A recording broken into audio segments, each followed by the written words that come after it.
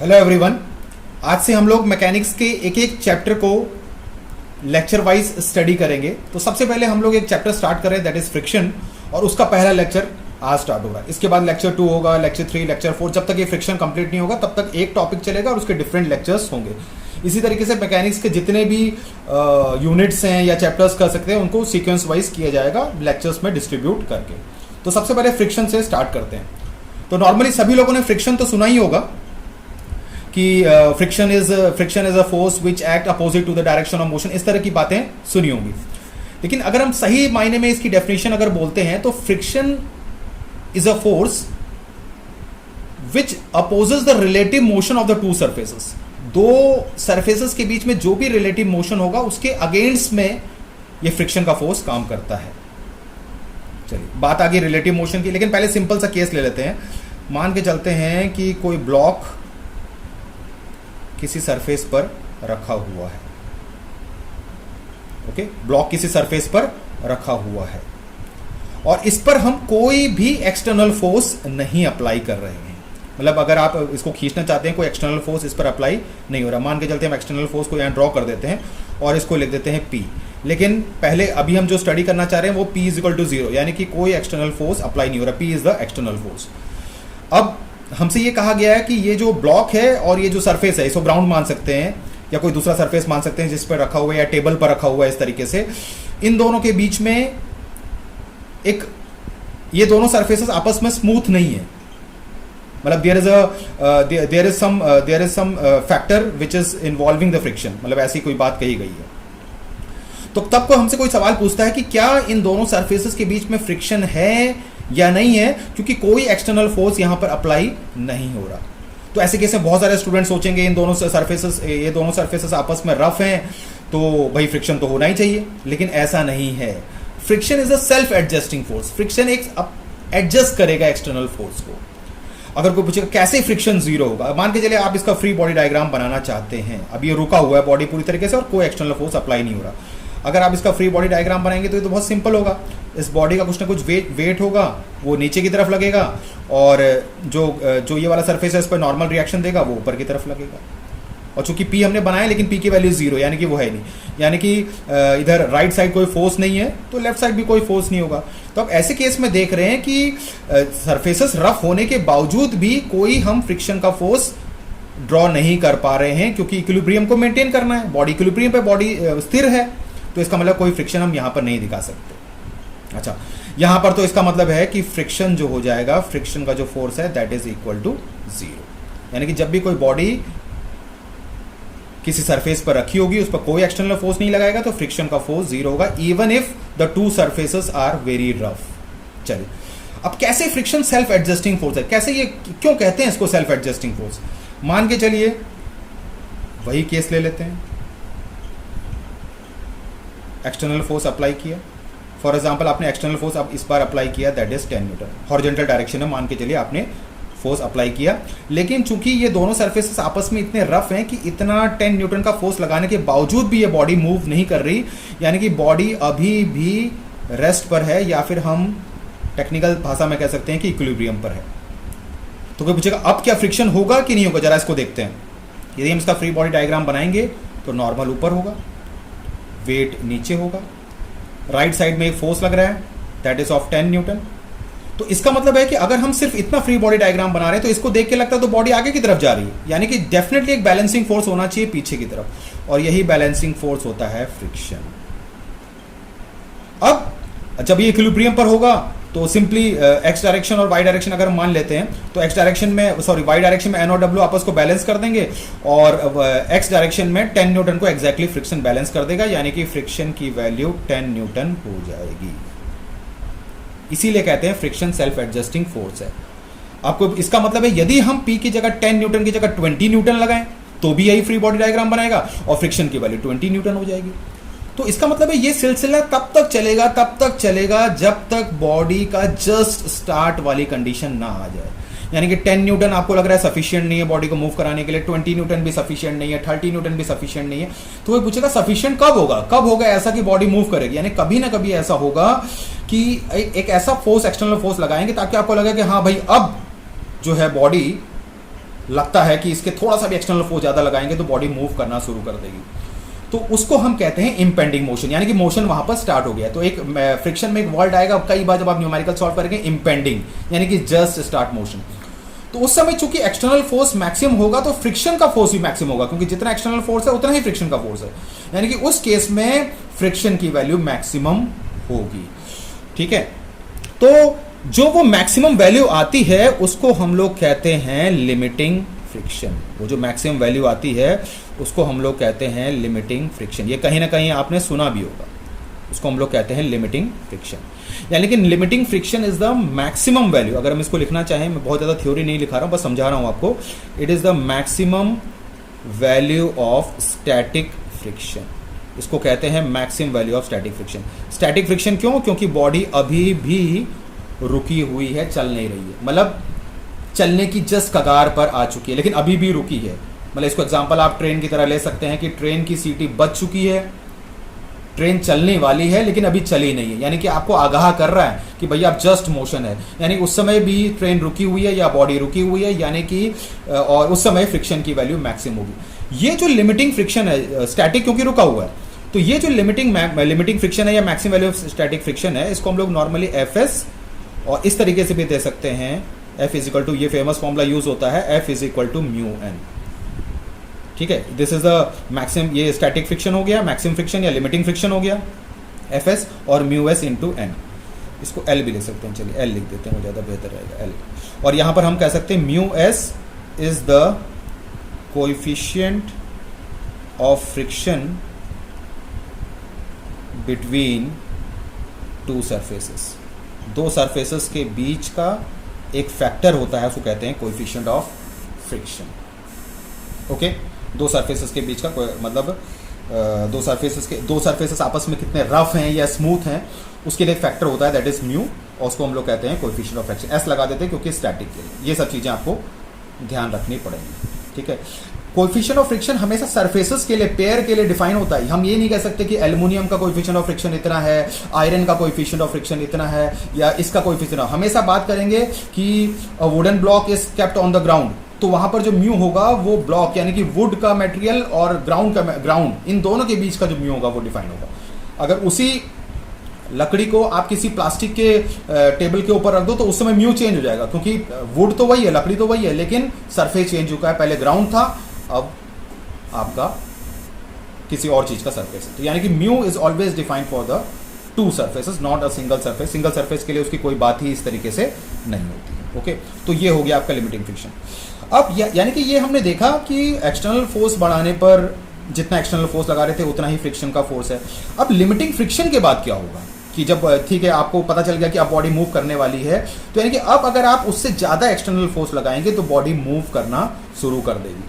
तो आपको ये नहीं सोचना कि बॉडी मूव करना शुरू कर देगी तो अब फ्रिक्शन का फोर्स नहीं होगा, नहीं, अभी भी फ्रिक्शन का फोर्स होगा, अभी भी फ्रिक्शन का फोर्स होगा। और उस फ्रिक्शन के फोर्स को हम लोग कहते हैं डायनामिक फ्रिक्शन। यानी कि जब बॉडी मूव करना शुरू कर देगी तो उस समय हम उसको कहते हैं डायनामिक फ्रिक्शन या फिर काइनेटिक फ्रिक्शन, कुछ भी आप कह सकते हैं, डायनामिक फ्रिक्शन या फिर काइनेटिक फ्रिक्शन। ओके, तो डायनेमिक फ्रिक्शन या काइनेटिक फ्रिक्शन को हम लोग लिख सकते हैं एफ के या फिर एफ डी, और इसका फॉर्मूला होता है म्यू डी एन और म्यू के एन। ये फॉर्मूला हम यूज कर सकते हैं। Okay, mu D stands for coefficient of dynamic friction और mu K stands for coefficient of kinetic friction. Same चीज़ है, कभी कई जगह म्यू डी लिख लेते हैं, कहीं पर म्यू के लिख देते हैं, मतलब मोशन से रिलेटेड चीज़ें हो गई। अभी डायनेमिक्स और काइनेटिक्स में क्या डिफरेंस है, ये सब चीज़ें अभी फिलहाल हम रोक देते हैं, वो बाद में भी हम जब मोशन को स्टडी करेंगे तब ये चीज़ थोड़ा सा डिफरेंस है उसको समझ लेंगे, कोई बड़ी बात नहीं है। तो इसका मतलब है कि म्यू एस और म्यू डी या फिर म्यू के, इन दोनों की वैल्यूज में अंतर है और म्यू एस की वैल्यू थोड़ा सा अधिक होती है म्यू डी से या फिर म्यू के से। ठीक है, तो ये जो पूरा एक्सपेरिमेंट हुआ है कि पहले आपने थोड़ा एक्सटर्नल फोर्स लगाया तो जितना एक्सटर्नल फोर्स था उतना ही फ्रिक्शन था, थोड़ा बढ़ाया जितना एक्सटर्नल फोर्स था उतना ही फ्रिक्शन था, फिर लिमिटिंग फ्रिक्शन आया यानी कि, और उसके बाद डायनेमिक फ्रिक्शन आया। इसको यदि हम ग्राफ का रूप दें कि मतलब भैया बताइए कि एक्सटर्नल फोर्स और फ्रिक्शन के बीच में यदि आप इस पूरे एक्सपेरिमेंट को ग्राफिकली रिप्रेजेंट करना चाहते हैं, कैसे रिप्रेजेंट करेंगे, जरा इसको देखते हैं। ओके, तो हम एक ग्राफ बनाने की कोशिश कर रहे हैं।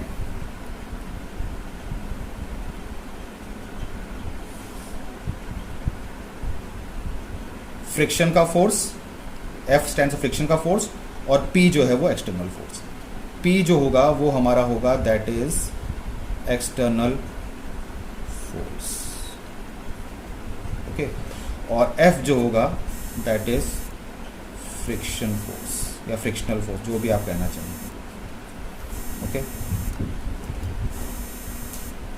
चलिए आगे देखते हैं। तो अब ये बात आती है कि भाई एक को वाई एक्सिस में बनाया, एक एक्स एक्सिस में आया, क्योंकि हमें पता है कि कहीं ना कहीं ये जो फ्रिक्शन का फोर्स है, कहीं ना कहीं ये जो फ्रिक्शन का फोर्स है ये एक्सटर्नल फोर्स पर डिपेंड कर रहा है। फ्रिक्शन का फोर्स एक्सटर्नल फोर्स पर डिपेंड कर रहा है, यानी कि फ्रिक्शन जो इंडिपेंडेंट क्वांटिटी होती है, यानी कि जो किसी पर भी निर्भर नहीं करती है, वो अकेले होती है, उसको हमेशा हम लोग एक्स एक्सिस से बनाते हैं, और वाई एक्सिस में वो क्वांटिटी बनाते हैं जो एक्स वाले मतलब एक्स वाले के डिपेंडेंट होती है, क्योंकि फ्रिक्शन तभी हो रहा है जब एक्सटर्नल फोर्स लगा रहा है, इसलिए एक्सटर्नल फोर्स इंडिपेंडेंट है वो एक्स एक्सिस में, और फ्रिक्शन का फोर्स उस पर डिपेंड कर रहा है, उसके अकॉर्डिंग चल रहा है, इस जो अकॉर्डिंग चलता है उसको हम वाई एक्सिस में बना सकते हैं। तो यदि इनके बीच में ग्राफ बनाएं तो ग्राफ कुछ इस तरीके से जाएगा, ठीक है, उसके बाद थोड़ा सा डिप होगा और लगभग ये थोड़ा जिगजैग हो गया, ऑलमोस्ट वो कांस्टेंट रूप ले लेगा, ठीक है। तो यहां पर ये जो टॉप मोस्ट पॉइंट है इसको हम लोग कह सकते हैं that is limiting friction, okay, और यहां पर वही फॉर्मूला लगेगा FL is equal to mu S N. इसके बाद लिमिटिंग फ्रिक्शन तो चूंकि मैक्सिमम है और ये maximum value of static friction है, इसके बाद थोड़ा सा वो कम होता है, तो यानी कि ये जो पोर्शन पूरा यहां से यहां तक है इसको हम लोग कह सकते हैं दैट इज डायनेमिक फ्रिक्शन या काइनेटिक फ्रिक्शन, और यहीं पर आपका फॉर्मूला लगेगा FD और FK is equal to mu KN या फिर म्यू DN, ओके, ये फॉर्मूला लगेगा।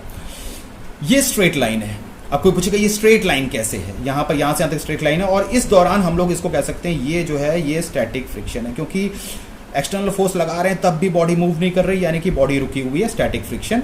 और इस केस में आप कह सकते हैं F is equal to P, ये हम लोगों ने देखा था, क्योंकि जितना एक्सटर्नल फोर्स लगा रहे थे उतना ही फ्रिक्शन का फोर्स था, तो F is equal to P हो रहा है।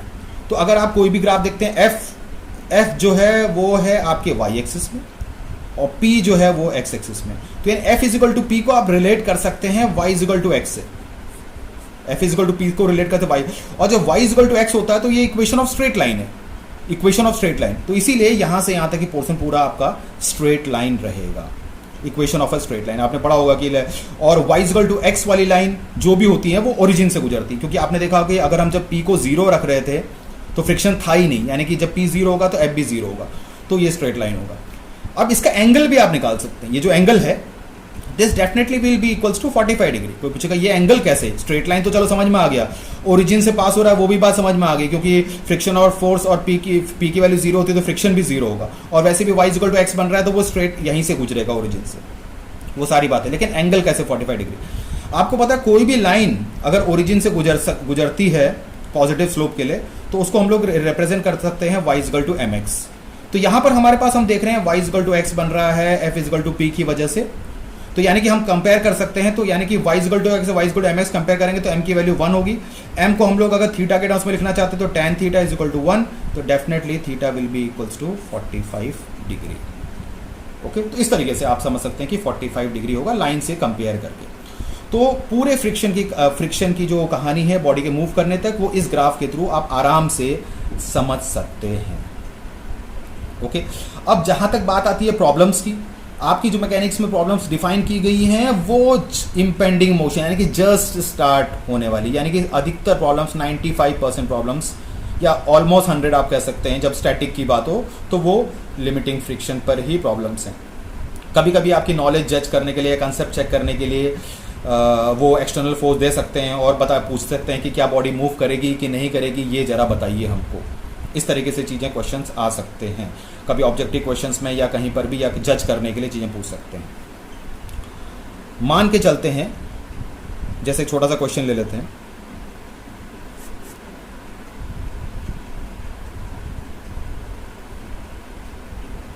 यहां पर दे रखा है P is equal to 100 newton, okay, और बॉडी का वेट लिखा हुआ है that is equal to 500 newton, और आपको दे रखा है ये बॉडी किसी सरफेस पर रखी, ध्यान से समझिएगा, बॉडी किसी सरफेस पर रखी हुई है और उसका म्यू दे रखा है दैट इज 0.4। अब आपसे पूछा जाए कि बताइए इस केस में what will be the value of friction force. अब आपको समझना है, तो सबसे पहले आप फ्री बॉडी डायग्राम बनाने की कोशिश करेंगे, ठीक है। तो नॉर्मल ऊपर होगा, वेट नीचे होगा, weight that is equal to 500, external force आपका 100 है और पीछे की तरफ आपका फ्रिक्शन का फोर्स लगेगा। अब आप बैलेंस कर देंगे तो F की वैल्यू सीधे सीधे आप लिख सकते हैं दैट इज इक्वल टू 100, ठीक है। ये तो समझ में आती है बात, लेकिन कई बार हमें प्रॉब्लम्स में चेक कर लेना चाहिए, क्योंकि हमें पता है फ्रिक्शन की जो मैक्सिमम वैल्यू, अगर फ्रिक्शन की मैक्सिमम वैल्यू एक बार चेक कर लो, फ्रिक्शन की जो मैक्सिमम वैल्यू है इस केस में सिंपली हो जाएगी म्यू एस इंटू एन, इसको एस भी लिख सकते हैं।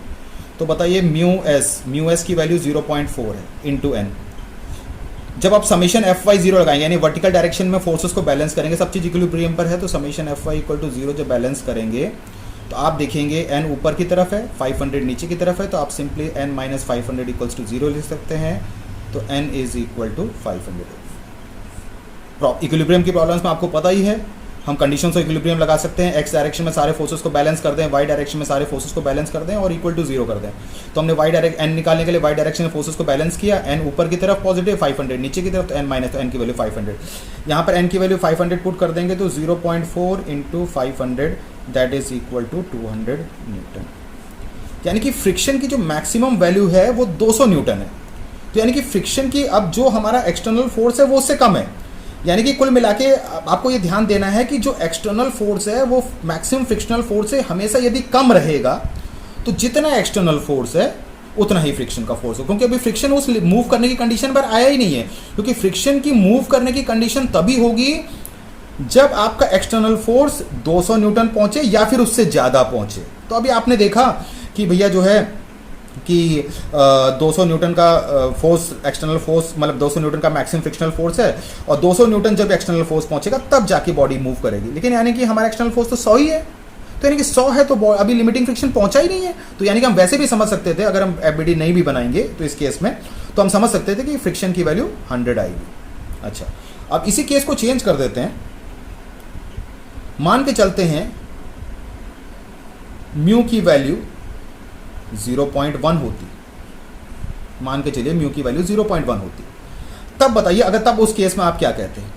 तब आप कहते हैं ये 100 लगा हुआ है, एफ लगा हुआ है, एफ को डायरेक्ट 100 कहते हैं? नहीं, जब म्यू इक्वल टू 0.1 सबसे पहले जब भी कोई चीज प्रॉब्लम हो, भले वो इजी क्यों ना हो, आप पहले चेक करिए। तो सबसे पहले आप मैक्सिमम फ्रिक्शन चेक करते, मैक्सिमम फ्रिक्शन आता वही म्यू इंटू एन। इस केस से म्यू की वैल्यू 0.1 है, एन की वैल्यू तो 500 ही रहती वाई डायरेक्शन के लिए, तो 500 and that is equal to 50। यानी कि मैक्सिमम फ्रिक्शनल फोर्स आपका आ जाएगा 50 न्यूटन। और आपने जो एक्सटर्नल फोर्स लगाया है वो लगाया क्या? 100। यानी कि 100 तो 100 तो इस लिमिटिंग फ्रिक्शन से भी ज़्यादा है, यानी कि बॉडी डेफिनेटली इस केस में मूव कर रही है, इस केस से मूव कर रही है जब म्यू इक्वल टू 0.1 है। तो कोई पूछेगा फिर अच्छा अगर बॉडी मूव कर रही है तो फ्रिक्शन का फोर्स कितना होगा? तो उस केस में यदि आप फ्रिक्शन का फोर्स निकालना चाहेंगे तो वो आप निकालेंगे म्यू के एन से। ओके, ये सब चीज़ें आपको ध्यान में रखनी पड़ेंगी, क्योंकि सबसे पहले यानी कि जब भी कोई प्रॉब्लम आए तो एक बार चेक जरूर कर लो कि भैया मैक्सिमम वैल्यू ऑफ फ्रिक्शन कितना है, एन को किसी तरीके से निकाल लीजिए। अगर एक्सटर्नल फोर्स इस लिमिटिंग फ्रिक्शन से या मैक्सिमम फ्रिक्शन से कम है तो बॉडी भैया मूव नहीं करेगी, तो जितना एक्सटर्नल फोर्स होगा उतना ही फ्रिक्शन होगा, जितना एक्सटर्नल फोर्स होगा उतना ही फ्रिक्शन होगा, जैसे हमने यहाँ पर केस में देखा था। और यदि आपने देखा कि यार मैक्सिमम फ्रिक्शनल फोर्स तो 50 है और एक्सटर्नल फोर्स 100 लगा हुआ, ये तो बहुत ज़्यादा हो गया, यानी कि बॉडी डेफिनेटली मूव कर रही होगी, तो वहाँ पर आप फ्रिक्शन की वैल्यू को 50 नहीं कहेंगे। फ्रिक्शन की वैल्यू को निकालने के लिए आप इसका काइनेटिक वाला जो पार्ट है उसको कैलकुलेट करेंगे। मान के चलिए म्यू के की वैल्यू जो भी दे रखी है, मान चलो म्यू की वैल्यू दे रखी है 0.08, तो आप उस केस में इसको 0.08 से मल्टीप्लाई करके आप कैलकुलेट करेंगे। तो maximum value of static friction हमेशा देख लीजिए, एक्सटर्नल फोर्स उससे कम होगा तो जितना एक्सटर्नल फोर्स होगा उतना ही फ्रिक्शन का फोर्स होगा, और अगर दोनों बराबर हो गए तो भी लिमिटिंग कंडीशन है जस्ट मूव करने के। और अगर अगर maximum static friction limiting friction external force से कम है, यानी कि एक्सटर्नल फोर्स हावी हो गया है, तो यानी कि बॉडी मूव करेगी। उस समय कोई पूछता बताओ अब क्या फ्रिक्शन होगा, तो ये नहीं होगा, आपको म्यू के एन लगाना पड़ेगा तो चीज़ें आपकी कैलकुलेट होंगी। ओके, तो इतनी सारी चीज़ें आपको ध्यान रखनी पड़ती हैं प्रॉब्लम्स को सॉल्व करने के लिए। कुछ न्यूमेरिकल प्रॉब्लम्स हम लोग देख सकते हैं कि कैसे प्रॉब्लम्स को सॉल्व किया जाए। चलिए, कुछ सिंपल प्रॉब्लम्स से भी हम लोग देख सकते हैं। अभी सिंगल ब्लॉक प्रॉब्लम, मतलब एक ब्लॉक को लेंगे। ओके,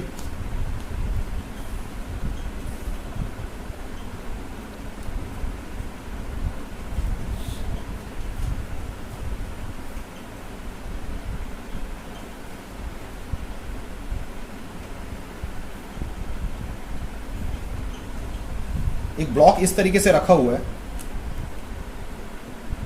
क्वेश्चन कुछ इस तरीके से है। ब्लॉक इस तरीके से रखा हुआ है और उसका जो वेट है दैट इज वेट हमें निकालना है। Applied and resting on the plane. ठीक है, इस पर एक पुल फोर्स लग रहा है इस तरीके से, that is P, that is equal to 180 newton, और ये एंगल हमें दे रखा है that is equal to 30 degree. और एक और केस इसमें इस तरीके से दे रखा है, उसी पर हम पुल की जगह पुश अप्लाई करें।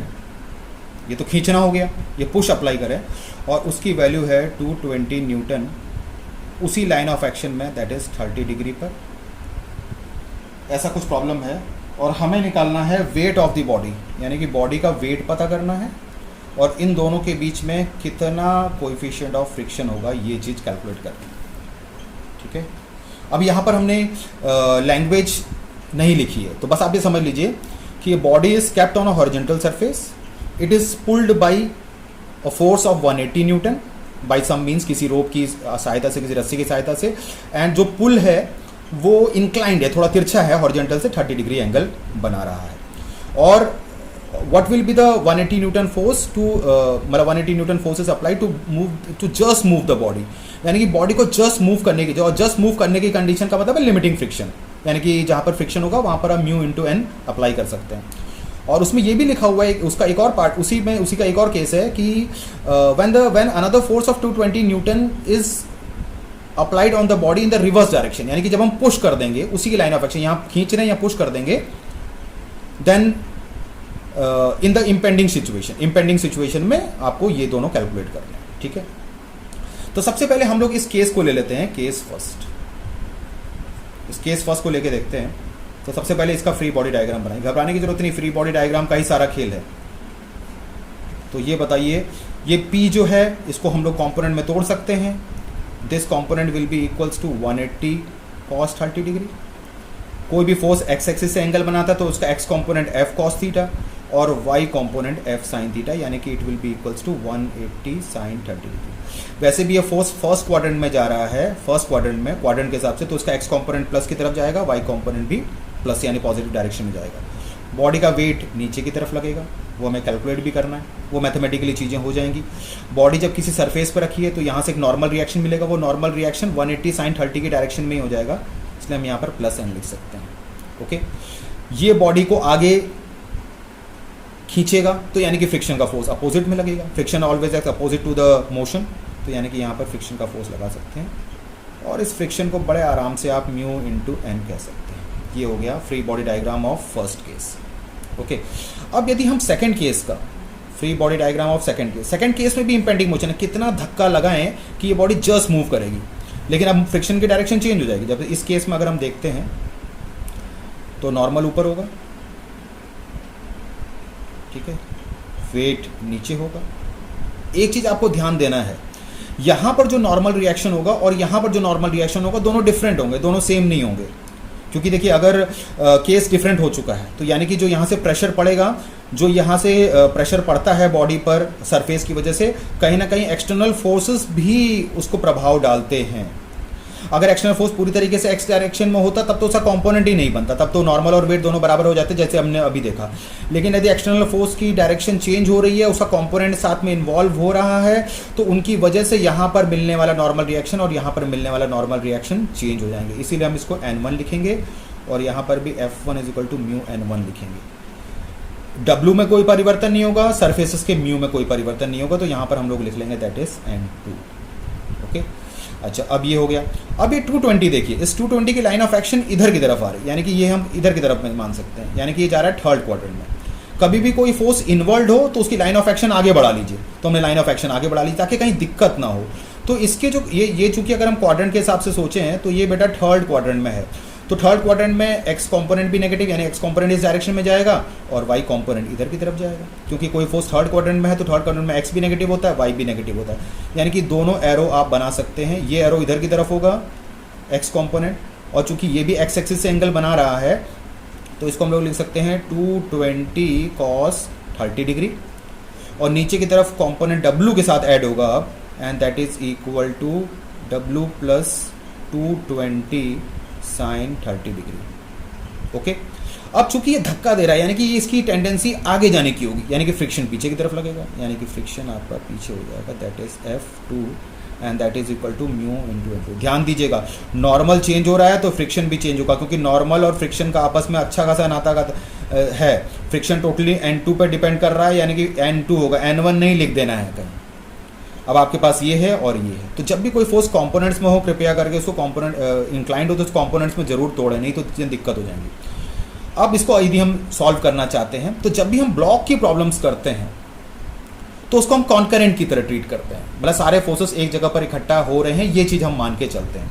अब कोई पूछेगा सारे फोर्सेस तो इस सेंटर ऑफ ग्रेविटी पर तो इकट्ठा नहीं हो रहे, क्योंकि ये फोर्स यहाँ पर है, ये फोर्स यहाँ पर, लेकिन फ्रिक्शन तो थोड़ा, फ्रिक्शन हमेशा सरफेस के अलॉन्ग लगता है टेंजेंशियली, तो कहना ये तो थोड़ा सा इस सेंटर से हट के लग रहा है, लेकिन चूंकि बॉडी इतनी छोटी है तो उसको हम ऑलमोस्ट कॉन्करेंट मानेंगे, मतलब इस फोर्स को हम यहाँ पर भी ड्रॉ कर दें कोई फर्क नहीं पड़ेगा, इस फ्रिक्शन के फोर्स को सेंटर पर भी ड्रॉ कर देंगे तो कोई फर्क नहीं पड़ेगा, यानी कि एक कोप्लेनर कॉन्करेंट सिस्टम की तरह आप ब्लॉक की प्रॉब्लम्स को स्टडी कर सकते हैं। कोप्लेनर कॉन्करेंट इन इक्विलिब्रियम, अभी रेस्ट पर है, इक्विलिब्रियम पर है।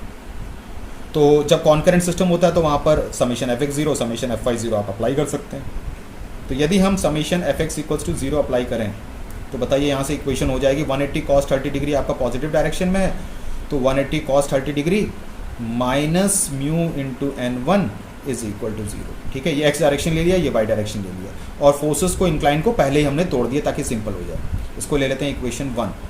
दूसरी इक्वेशन जब आप summation fy equals to 0 apply करेंगे तो fy इक्वल्स टू 0 अप्लाई करेंगे तो 180 sin 30 डिग्री प्लस N1, ये पॉजिटिव डायरेक्शन में है, और minus W equals to 0। Let this be equation 2। Okay, ये इक्वेशन 2 हो गई। इसी तरीके से यहाँ पर अगर आप समेशन fx इक्वल्स टू 0 लगाना चाहें, समेशन fx 0 लगाएंगे तो बताइए यहाँ से आ जाएगा mu into N2 is equal to 220 cos 30 degree, मतलब mu N2 minus 220 cos 30 degree equal to 0।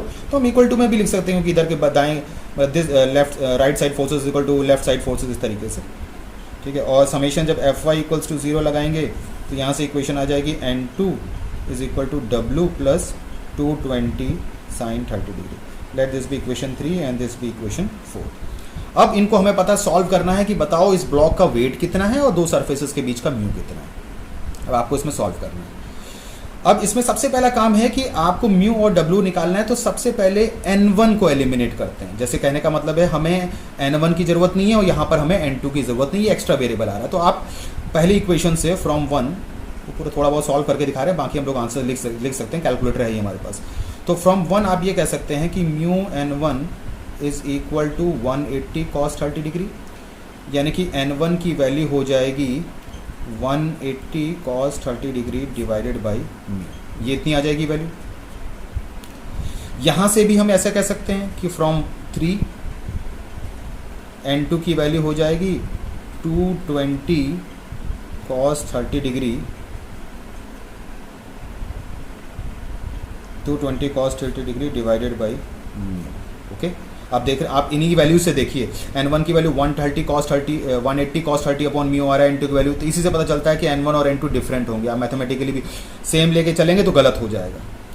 इस N1 की वैल्यू जो फर्स्ट इक्वेशन से आई है इसको सेकंड इक्वेशन में पुट कर देते, तो सेकंड इक्वेशन में पुट कर देंगे 2 में, तो आपके पास आ जाएगा 180 sin 30 degree plus 180 cos 30 degree divided by mu minus W equals to 0।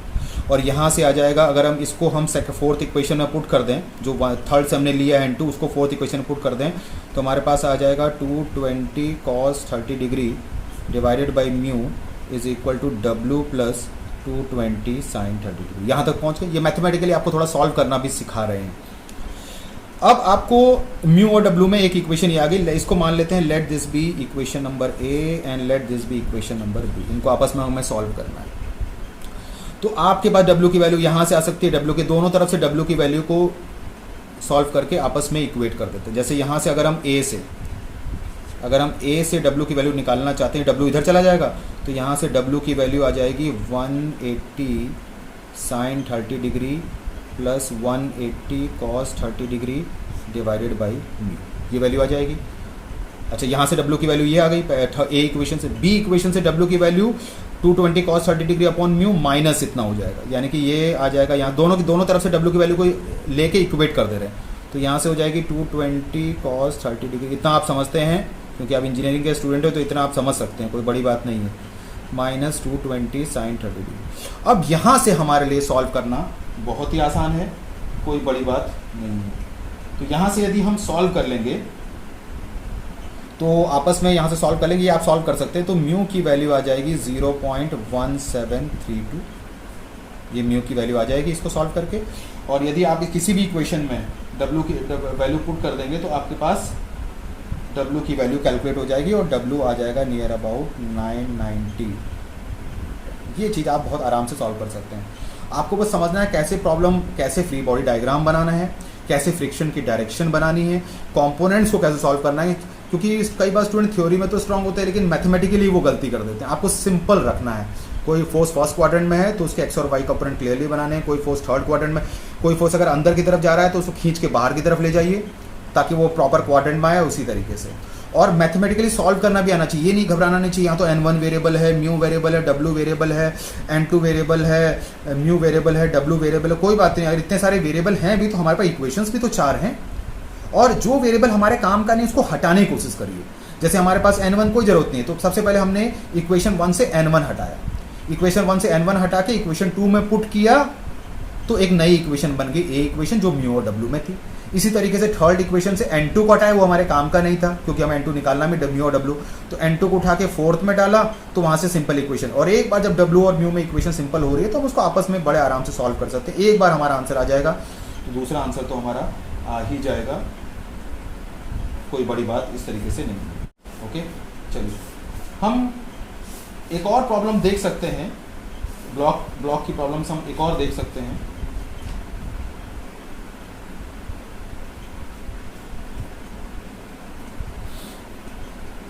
चलिए आगे देखते हैं।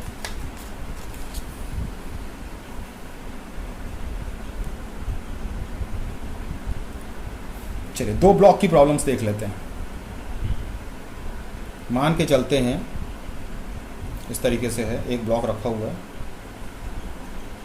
और दूसरा ब्लॉक इसके नीचे रखा हुआ है इस तरीके से, और ये किसी सरफेस पर है।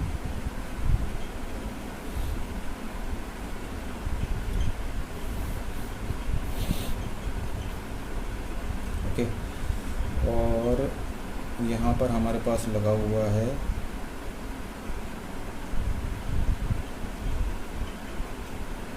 P, इसको हमें डिटरमाइन करना है।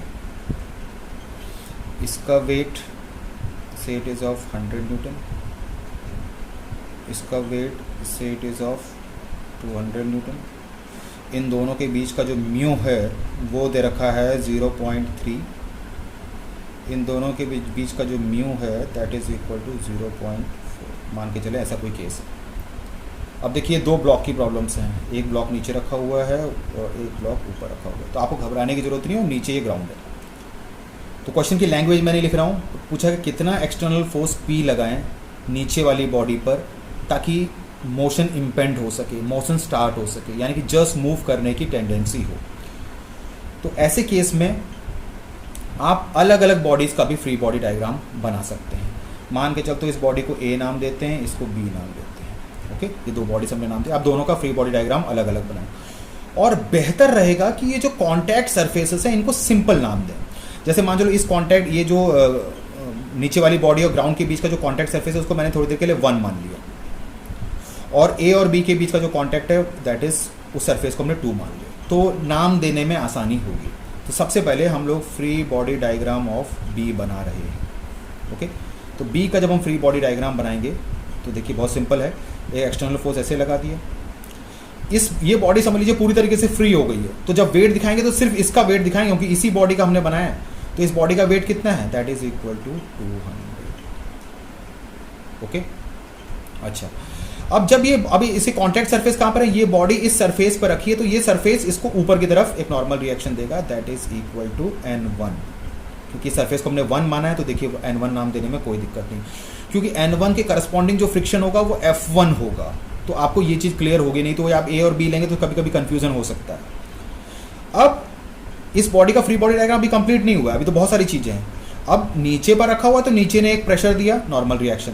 अच्छा, अब ये बताइए इस बॉडी के नीचे वाली का फ्री बॉडी डायग्राम बना रहे हैं तो इसके ऊपर भी एक बॉडी रखी है, तो जब किसी बॉडी के ऊपर कोई दूसरी बॉडी रखेगी तो वो भी एक प्रेशर नीचे की तरफ देगा, यानी कि हमारे सर पर कोई बोझा रख दे तो हमें कुछ महसूस होगा ना, तो हमारे सर पर कोई बोझा रखेगा, यानी कि वही महसूस जो है, ये वो जो एहसास है वही नॉर्मल रिएक्शन है। तो इसके ऊपर कोई दूसरी बॉडी रखी हुई है तो एक प्रेशर लगाएगी, वो डाउनवर्ड लगाएगी नीचे की तरफ, और वो डाउनवर्ड लगाएगी नीचे की तरफ, तो देखा जाए तो वो 200 के साथ एडअप हो जाएगी, 200 प्लस N2 हो जाएगा इस सरफेस की वजह से। ये चीज़ आपको ध्यान रखनी है। अच्छा, फिर अब ये देखिए, ये जो बॉडी है ये आगे की तरफ जा रही है इस ग्राउंड के सरफेस, ग्राउंड के रिलेटिव में, तो यानी कि फ्रिक्शन का फोर्स पीछे लगेगा। अब इस पॉइंट को हमने क्या नाम दिया, 1 नाम दिया, तो इसकी वजह से नॉर्मल रिएक्शन N1 था, तो इसकी वजह से फ्रिक्शन होगा, that is F1, and F1 is equal to μ1 into N, इसीलिए 1 1 1 2 2 2 नाम दे रहे हैं। अब जब कोई पूछेगा यहाँ पर जब ये बॉडी आगे मूव करेगी तो यहाँ पर भी तो आपस में रिलेटिव मोशन होगा, हाँ होगा। तो यानी कि जब ये बॉडी इसके सरफेस में आगे जा रही है तो इस मतलब ये जो यहाँ पर जो सरफेस है इसके रिलेटिव में भी बॉडी आगे जा रही है, तो यानी कि इसमें भी फ्रिक्शन पीछे की तरफ लगेगा, यानी कि यहाँ पर भी फ्रिक्शन होगा, and that is equal to F2, क्योंकि 2 सरफेस है, and that is equal to μ2 into. Okay, simple ही हो गया। अच्छा, अब यहाँ पर देखिए, यहाँ पर जो μ2 है, μ2 की वैल्यू हमारे पास है 0.3 और μ1 की वैल्यू 0.4 है। तो अगर हम इसमें समीशन fx0 लगाना चाहते हैं, इक्वेशन बना के छोड़ देते हैं, समीशन fx0 लगाना चाहते हैं तो आप कहेंगे p, ये राइट की तरफ है, दोनों लेफ्ट की तरफ है, तो यानी कि आप सीधे लिख सकते हैं p is equal to μ1 n1 plus μ2 n2, यानी कि p की वैल्यू, μ1 की वैल्यू है हमारे पास 0.4, यानी कि 0.4 n1 plus 0.3 n2। Let this be equation 1। यही इक्वेशन इंपॉर्टेंट हो क्योंकि यहीं से p निकलेगा। चलिए कोई बात नहीं, अब समीशन fy0 लगाते हैं, जब समीशन fy0 लगाएंगे तो ऊपर की तरफ n1 है, तो n1 is equal to 200 plus n2, n1 ऊपर की तरफ है, 200 प्लस n2 नीचे की तरफ है। Let this be equation. अब इसको ऐसे रहने देते हैं। अब पहले इसका फ्री बॉडी डायग्राम बनाते हैं, free body diagram of upper block that is a. चलिए इसका फ्री बॉडी डायग्राम बनाया। अब ये इसको फ्री कर देना है। सबसे पहले वेट बिल्कुल अकेला है भैया, इसका वेट नीचे की तरफ दिखाइए, दैट इज इक्वल टू 100। अच्छा, अब ये देखिए, ये दोनों का सरफेस था, तो जब हमने नीचे वाली बॉडी का बनाया तो ये बॉडी इस पर नीचे की तरफ फोर्स लगा रही है। अब ये समझ लीजिए कि ये बॉडी इस सरफेस पर रखी है, तो ये सरफेस इसको ऊपर की तरफ देखा, न्यूटन्स थर्ड लॉ, जितना भैया हम तुम पर एक्शन लगाएंगे उतना ही तो तुम हम पर रिएक्शन दोगे। तो जब बी का एफबीडी बना रहे थे तो ए इस पर एक्शन लगा रहा था, प्रेशर लगा रहा था नीचे की तरफ, जिसका नाम था N2। और जब अच्छा अब तुम्हारी बारी आई है तो तुम्हें एक नॉर्मल रिएक्शन हम ऊपर की तरफ वही देंगे जो तुमने मुझे दिया, हम तुम्हें देंगे, यानी कि 2 सरफेस की वजह से N2 होगा ऊपर की तरफ। Okay, that is equal to N। ये हो गया। अब यदि इस पर फ्रिक्शन का फोर्स, यदि और फ्रिक्शन का फोर्स भी न्यूटन्स थर्ड लॉ को फॉलो करता है, यानी कि जब हमने नीचे वाली बॉडी का फ्री बॉडी डायग्राम बनाया, नीचे वाली बॉडी का जब फ्री बॉडी डायग्राम बनाया तो नीचे वाली तो ये इस वाले सरफेस पर फ्रिक्शन कहाँ था, आगे की तरफ, पीछे की तरफ था। तो न्यूटन्स थर्ड लॉ कहता है कि यदि ये बॉडी आगे की तरफ मूव करने की प्रवृत्ति रख रही है तो इसके रिलेटिव में ये थोड़ा पीछे रह जाएगी, क्योंकि फ्रिक्शन रिलेटिव मोशन को अपोज करता है। चूंकि ये बॉडी आगे जा रही थी तो फ्रिक्शन इस इधर वाले 2 पर भी फ्रिक्शन पीछे की तरफ लग रहा था। तो जब ये बॉडी आगे मूव करने की टेंडेंसी, तो यानी कि देखा जाए एक प्रकार से ए पीछे रह गई है, यानी कि ए पीछे की तरफ, तो उससे फ्रिक्शन आगे की तरफ लगेगा। और इतना नहीं समझ में आता, आप ऐसा भी समझ सकते हैं कि अगर नीचे वाली बॉडी पर फ्रिक्शन उस सरफेस पर पीछे की तरफ लग रहा है तो न्यूटन्स थर्ड लॉ से इस पर आगे की तरफ लगेगा, and that is equal to F2 and that is equal to μ2। Okay अच्छा, अब इस पर आप बैलेंस कर, वैसे तो यहाँ पर अब ऐसा लग रहा है कि इसको बैलेंस कौन करेगा। हो सकता है यहाँ पर कोई एक्सटर्नल फोर्स हो, यहाँ पर कोई सिस्टम इस तरीके से हो और यहाँ पर इसको रस्सी से बांध देते हैं, तो एक टेंशन का फोर्स हम यहाँ पर इस तरीके से दिखा सकते हैं। हालांकि इसकी ज़रूरत नहीं पड़ेगी। आप समेशन Fy इक्वल टू 0 लगा दीजिए। जब समेशन Fy इक्वल्स टू 0 लगा देंगे तो N2 ऊपर आएगा, तो N2 will be equals to 100। Let this be equation number 3। जब आपके पास N2 100 आ गया है तो इस इक्वेशन नंबर 3 को 2 में पुट कर दीजिए, पुटिंग इन, क्योंकि यहाँ पर कहीं ना कहीं किसी तरीके से वो बॉडी को हल्का सा फिक्स भी करना पड़ेगा ताकि वो एक्चुअल में मोशन ना करे, क्योंकि बॉडी कहीं एक्चुअली में मूव ना कर जाए, वो चीज़ नहीं देखनी है, बॉडी को मूव करने का कगार पर रखनी है। इसीलिए हमने यहाँ पर प्रॉब्लम में यहाँ पर एक थ्रेड लगा दिया है और रस्सी से उसमें टेंशन का फोर्स आप दिखा सकते हैं। हालांकि उस इक्वेशन की ज़रूरत भी नहीं पड़ेगी, आप बस समेशन Fy 0 लगाइए तो N2 की वैल्यू 100 आ गई है। जब N2 की वैल्यू 100 आ गई, देखिए सेकंड इक्वेशन में N1 और N2 में रिलेशनशिप है, तो यहाँ से पुटिंग इन 2 में N1 की वैल्यू यदि हम पुट करेंगे तो N2 की value 200 plus 100 that is equal to 300। Let this be, ठीक है, ये हमारे पास आ गया। अब हमारे पास N2 100 आ गया, N1 300 आ गया, तो आप इक्वेशन 1 में जा सकते हैं। इक्वेशन 1 में देखिए P की वैल्यू हो जाएगी 0.4 इंटू N2 की वैल्यू हमारे पास 100 है, नहीं सॉरी N1 की वैल्यू हमारे पास है 300 प्लस 0.3 इंटू 100, तो बस यहाँ से कैलकुलेट हो जाएगा। 4 3 जा 12, 1200 यानी कि 120, और यहाँ से हो जाएगा 30, यानी कि इसकी वैल्यू आ जाएगी that is equal to 150 newton. ठीक है, ये चीज़ आपको ध्यान रखनी है प्रॉब्लम, डबल ब्लॉक प्रॉब्लम्स में कोई भी बड़ा काम नहीं है, बहुत आसान है। बस ये ध्यान दीजिएगा कि यदि जो कॉन्टैक्ट सरफेस दोनों बॉडीज का आपस में, अगर एक में नॉर्मल रिएक्शन नीचे की तरफ है तो जब उसका बनाएंगे तो न्यूटन थर्ड लॉ से ऊपर। अगर एक बॉडी का फ्री बॉडी डायग्राम बना रहे हैं, फ्रिक्शन अगर उस पर जो फ्रिक्शन है पीछे दिखा रहे हैं, तो ऊपर जो दूसरी बॉडी होगी उसे फ्रिक्शन उसके जस्ट अपोजिट दिखाएंगे। यहाँ पर ऐसे μ2 N2 ऐसे दिखाया, यहाँ पर μ2 N2 राइट की तरफ दिखाया, यहाँ पर N2 नीचे की तरफ दिखाया, यहाँ पर N2 ऊपर की तरफ। इन चीज़ों का ध्यान रखना है, और चाहे कहीं बॉडी एक्चुअली में ना मूव कर जाए, इसीलिए हमने यहाँ पर एक थ्रेड लगा दिया है। वो चीज़ स्टार्टिंग में होनी चाहिए थी, हालांकि इसकी ज़रूरत नहीं है, लेकिन ये तो इस तरीके से आपको प्रॉब्लम को सॉल्व करना है। तो आज हमने 2 प्रॉब्लम्स लिया, कुछ थ्योरी समझी। अब इसको कल ही एक वीडियो आपको मिलेगा, या नेक्स्ट मे बी कल ही हो सकता है, परसों भी हो सकता है, तो उस पर हम कुछ और थ्योरी को पढ़ेंगे, एंगल ऑफ फ्रिक्शन को समझेंगे, कोन ऑफ फ्रिक्शन को समझेंगे, एंगल ऑफ रिपोज समझेंगे, और बच्चों को जो प्रॉब्लम आती है प्रॉब्लम को सॉल्व करने में, डायरेक्शंस ऑफ फ्रिक्शन के, ये सब चीज़ें हम लोग समझेंगे। फिर लैडर फ्रिक्शन भी आता है, सीढ़ी रखी हुई है उस पर फ्रिक्शन है, बेल्ट फ्रिक्शन है, कोई पुली के ऊपर से रस्सी गई हुई है तो उसकी दोनों तरफ टेंशन डिफरेंट होगा, वहाँ पर फ्रिक्शन इन्वॉल्व होता है, उसका भी एक फॉर्मूला है। तो फ्रिक्शन के चैप्टर में फ्रिक्शन की डायरेक्शन की वजह से बच्चों से कई गलतियां होती हैं, और कई बार लैंग्वेज को नहीं समझ पाते हैं। अभी हम इंक्लाइन प्लेन की प्रॉब्लम्स भी लेंगे, तो इंक्लाइन प्लेन की प्रॉब्लम्स में कहीं पर फ्रिक्शन की डायरेक्शन गलत भी हो सकती है, लैंग्वेज ऐसा चेंज कर देंगे आपको लगेगा फ्रिक्शन नीचे की तरफ होना चाहिए, कभी फ्रिक्शन ऊपर की तरफ भी हो सकता है। तो ये सब चीज़ें हमें ध्यान रखनी है। तो इस तरीके से हर दिन हम आपको फ्रिक्शन के वीडियो देते रहेंगे, और जल्दी से ये फ्रिक्शन का चैप्टर जब फिनिश होगा, बहुत सारी प्रॉब्लम्स करेंगे, बहुत सारे कंसेप्ट, तब उसके बाद नेक्स्ट टॉपिक पर आएंगे और यूनिट वाइज। सभी लोग मैं रिक्वेस्ट करूंगा कि इस वीडियो को ज़रूर देखें और सब्सक्राइब ज़रूर कर दें और अपने साथियों को भी भेजें। Thank you very much.